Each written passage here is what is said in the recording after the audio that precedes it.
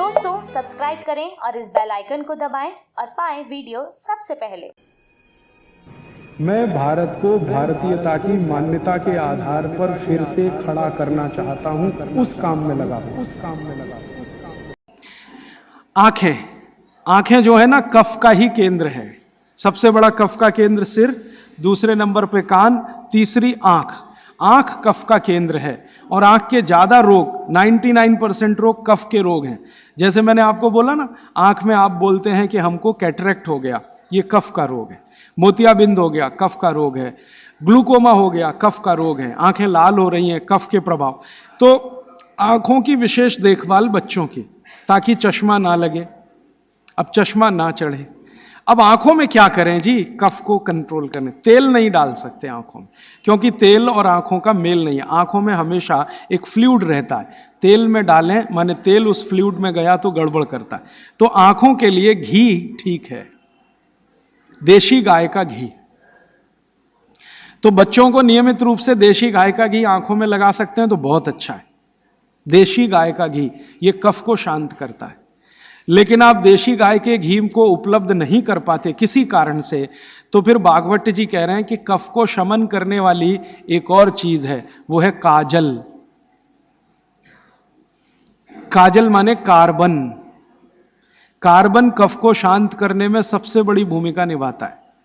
तो बच्चों को नियमित रूप से आंखों में काजल होना ही चाहिए। भागवत जी ने बहुत सुंदर शब्द इस्तेमाल किया है, सौवीर अंजन, उसको कहें काजल, सौवीर अंजन, बहुत सुंदर शब्द है। और भागवत जी इतने दयालु और कृपालु हैं कि उसकी पूरी विधि भी लिख के गए कि बच्चों के लिए जो सौवीर अंजन बनाना है वो कैसे बनेगा।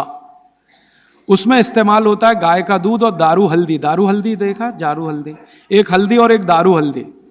तो दारू हल्दी, गाय का दूध, गाय का घी, ऐसी 5-7 वस्तुओं से बनता है। पूरी विधि किताब में है, मैं ज्यादा समय खराब नहीं करना चाहता। तो बच्चों को नियमित रूप से आंख में काजल, क्योंकि कफ को शांत करे, कान में तेल, सिर पर तेल की मालिश, ठीक है? ये 3 चीजें उनके लिए बहुत आवश्यक है। फिर आगे चलें तो खान पान उनका, कफ के प्रभाव में जो भी बच्चे हैं उनके खान पान में भागवत जी कहते हैं दूध सबसे आवश्यक। दूध, बिना दूध के बच्चों का जीवन नहीं। दूध तो उनके लिए सबसे आवश्यक। दूसरी कोई चीज उनके लिए आवश्यक है, वो है मक्खन।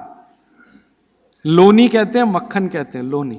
और फिर तीसरी चीज है घी, उसके बाद तेल, और उसके बाद जो भी आप साधारण चीजें खा रहे हैं वो। गुड़ बच्चों को बहुत ही आवश्यक है, क्योंकि कफ को संतुलित रखने में जो जो चीजें मदद कर रही हैं, घी है देशी गाय का, दूध है, दही है, मट्ठा है, मक्खन है, गुड़ है, ये सब कफ को संतुलित रखने वाली चीजें। तो ये बच्चों के भोजन में नियमित। अब गुड़।